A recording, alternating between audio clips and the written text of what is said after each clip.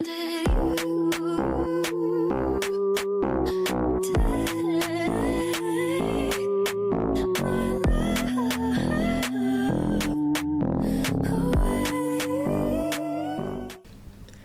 ladies and gents, how you doing? How's your week going? My week has been going really well, glorious in fact. It's been so refreshing to be reminded of how important it is to really go full in on what you're trying to achieve. You know, when you choose the things that will move you closer towards the life and the outcomes you want, you can make amazing things happen. And that's how I'm feeling. I'm feeling like all my efforts are yielding the results and I'm getting closer and closer towards what I want. I know that sounds really obvious, that we must choose the things that will move us closer towards the life we want, but I don't think it is that obvious. You know, in fact, I'll go as far as to say our choices will help us to shift timelines. That's the impactful buzzword that will get your ears standing up for attention, right? But yeah, it's true. But you know, that being said, sometimes when we are not excited and happy with where we are in our lives, we often use the said dissatisfaction to try and push us into the experience we want. I call it the wishing mode. I wish I had this, I wish I could do that. If only I was this or that. I am very guilty of that. I am very aware that depending on my mood, I can be the wishing girl. I used to do the same. Back then I was at a stage where I expected what I wanted to show up. Because I was like well and truly into my law of attraction and following all the techniques that I was learning, I was expecting it to show up because I'm doing the work. I was trying to think it into existence. I mean, don't get me wrong, I still think that, of course. Nothing happens before it is imagined. Nothing has ever been created in our universe that was not a figment of someone else's imagination at one point. But there are other components to this manifesting lark that I was not always observing. I most definitely think we can have whatever we want. But do we always follow through with the actions that will get us to the said destination? Not always. I kid you not. To this day, I will stand on it. It really works. When you really truly believe what you're deserved of, what you're trying to bring into this world is yours, it can happen. You can manifest it. The small things I wanted, I could just think it. I didn't have to do very much else other than visualize it, feel the excitement in my physical body whenever the thought came up, and then release it. Oh, and of course, know in my heart of hearts that I did deserve it. As long as I had no conflicting underlying feelings that might play with my vibration, I knew it was mine. There was never a set time period I put on it. I knew it will eventually be mine. I knew it would show up. So I just released it. However, when it came to what many would deem as the big stuff, like a new car, a home, the outcomes were never that simple. After a little bit of meditation on the subject and really contemplating why things weren't shifting on those levels, the reality really sunk in. We cannot stay the same as individuals and expect our world to be different. I mean, that applies to all areas of our life, period. What do I mean by this? If we are living, doing the same thing day in, day out, getting the same results, but expecting and wishing for different outcomes, we will have to become a new version of ourselves in order to house the new experience. Yeah, literally house the new. Bashir always says, one cannot perceive what you are not vibrationally first.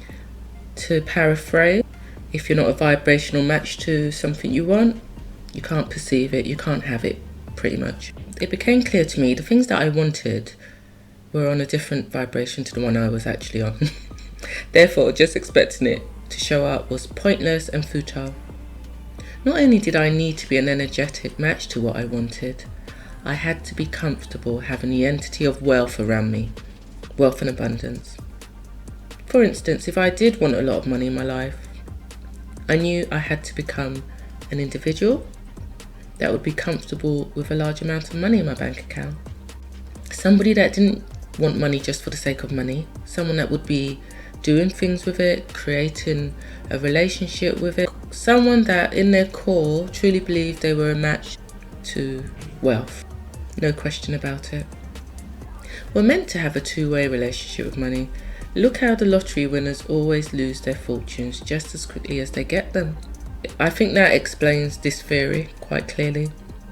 More often than not, they have failed to hold on to their fortune because, in short, they haven't learnt that lesson. Our world will mirror back to us continuously where we are energetically. How will it do that, I hear you ask? In many ways. But the lens the universe had no problem showing me through was through lack. I never thought I possessed a lack mentality, and to this day I would still stand on that. But I'm talking past tense, of course. For a period, that was what was being mirrored back to me. It wasn't as severe as not being able to feed myself or clothe my daughter. Not that kind of thing. It was more surrounding not being able to reach the status and lifestyle I always knew was for me. I mean, some popular culture might say that's what a man's for. I'd be told, you need to get yourself a man. A man is supposed to spoil his woman. But I don't agree with that. Maybe because that's never been my experience, even in long-term relationships. I've always known I would reach that status on my own. I'm very independent and I like to do for self. Plus, there's no free lunch, as they say. So as a result of not being able to spoil myself as much as I would have liked to, I started pouting and feeling really dissatisfied, unfulfilled, and even got a bit angry about it at times. There's nothing wrong with a bit of anger. It can fuel us and help propel us into new areas, new stages of our life, and help us to make decisions that we might be procrastinating on. A bit like me. I continued to unknowingly stay on the path I had chosen and expected my fortune to come through it. My 3D world would not shift no matter what I did because I was staying in the known. But my belief was adamant. I was so certain that I was going to earn my fortune through my fashion. You see how everything marries? By staying on the same timeline and choosing to keep trying to change things in the same environment that wasn't working, meant I was perpetually on that same treadmill, just repeating over and over the same outcome. And of course, this was because I was choosing what was not choosing me. If you haven't seen my video, Is What You're Choosing You, please watch that after. I think you'll enjoy it. I will link it below. Actually, I have since been given a different take on what I view as my personal lack.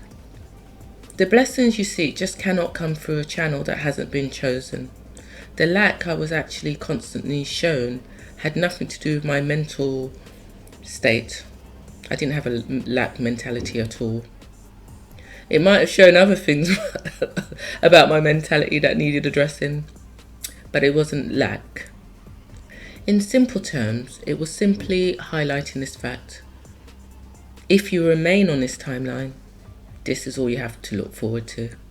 So in a nutshell, staying stagnant can be a choice, and one that you don't even know you're making. It will keep you on that same tired timeline that is bringing you the same tired results. It's a bitter pill to swallow when you've invested so much time and energy, sweat and tears, and obviously a lot of money. But it's always better to get off the path sooner than later. I didn't. I kept trying to make it work, so take it from someone that knows very well the change won't come until you make a choice and step off the road we have tried and tested. The one that keeps giving you the same results. Choose what is choosing you. You deserve it. Timeline shifts seem to be the big thing at the moment and do not require huge metaphysical leaps and stories such as I had a dream and I woke up on another timeline, that kind of thing. That's the stuff I see on YouTube. For me, all it requires is for you to choose the thing that is calling you. And when you do, you will see how quickly your existence can be extremely different once you go in, full in.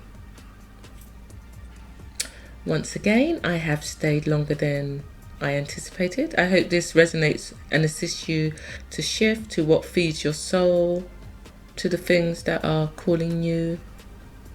Thank you for your eyes. Thank you for your ears. Thank you for your subscribe. I'm really enjoying this. I'm really looking forward to where this is leading to. So please assist me to make YouTube my south node.